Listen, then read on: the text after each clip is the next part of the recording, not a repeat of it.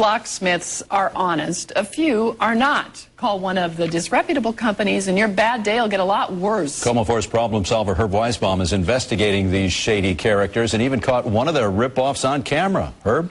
Dan and Kathy, you lock your keys in the car, and you would never call a locksmith in the Bronx, at least not intentionally, but that's exactly what will happen if you call some of the companies we found working the Seattle area. They're all part of a nationwide network based in New York City, but you never know that because they pretend to be from here. Is this where you take all the phone calls from all over the country? Excuse me. Is this it? This is it? The people at Dependable Locks in the Bronx don't talk to reporters, and for good reason. The Better Business Bureau says Dependable is part of a nationwide locksmith swindle that's ripping off consumers across the country. These guys operate everywhere, and they've made their business model out of taking advantage of people who are locked out of their house and their car. Flip through the Seattle Yellow Pages and you may spot these two full-page ads, Always Ready Locksmith and Quick Locksmith. Both promise low prices and fast service.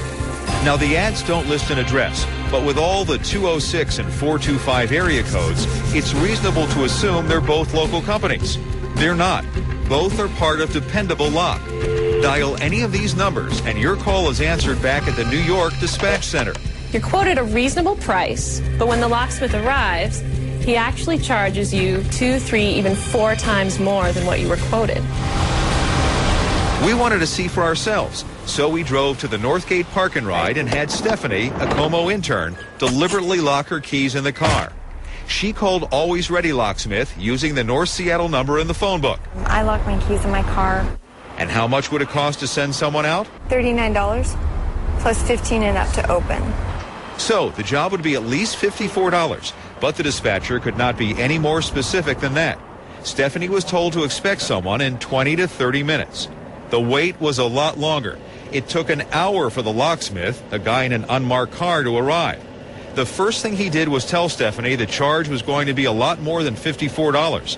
He wanted $114, more money than we were willing to pay. When you told him you only had $95 on you, what did he say?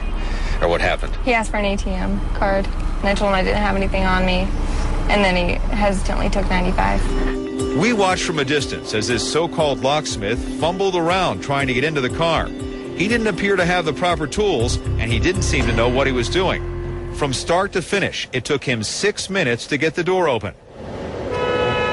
Now it was time for a few answers. Hi there. Like why he charged so much for this simple job. Because it's automatic locks, this is how it costs. So you think that's fair to people? $95? Yeah. Yeah? Yeah, it's fair. We give it like 20-25 minutes response, so it's pretty fair. Well, actually it took almost an hour. Okay. Remember, he wanted $114. Stephanie talked him down to $95. He told me his name was Sean and that if I wanted more information, I could contact the main office, Dependable Locksmith in the Bronx. Sean gave us a receipt. It wasn't until later that I noticed that it was for $39, not the $95 we'd paid him. That would make it a lot harder to file a complaint.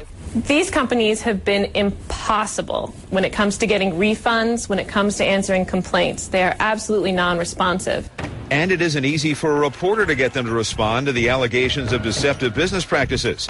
The company's attorney did return my call, but he would only talk off the record. That's a no comment. So our colleagues at WABC-TV in New York agreed to go to the Bronx and try to talk to someone from Dependable. The Better Business Bureau has called you particularly disreputable about that. You don't care that people have to pay more than you... Well, they're not talking, but the Better Business Bureau tells me it's getting complaints from around the country about dependable locks. So how do you protect yourself? Well, if you're locked out of your car and you're a AAA member, call them. If you're not a member, they will refer you to a reputable tow company that can get you in. Other options, call your local police department or a friend for a referral. Just don't pick a name at random from the phone book. As you've just seen, you never know who might show up. You will find a lot more about this on our website, comotv.com. Dan, Kathy? Herb, that car you used, the 2000 Acura, is it really that hard to get into? We didn't think it was, but we wanted to make sure, and for someone who knows what he's doing, it's not difficult at all. We took the car to the AAA repair shop in downtown Seattle. We locked the car and asked Fred here, one of the service techs, to show us how quickly he could get in. It didn't take very sophisticated tools, just the training to know what to do. Fred had the door open, in just 35 seconds. There you go. Clearly, the locks on this car were no reason for that added service charge. That Sean guy wanted $114 when he showed up. What does a reputable guy charge for something like that? We called around. A reputable locksmith during the daytime hours would charge between $50 and $75. So again, a greatly inflated price. Wow. All right. Thanks very much, Herb.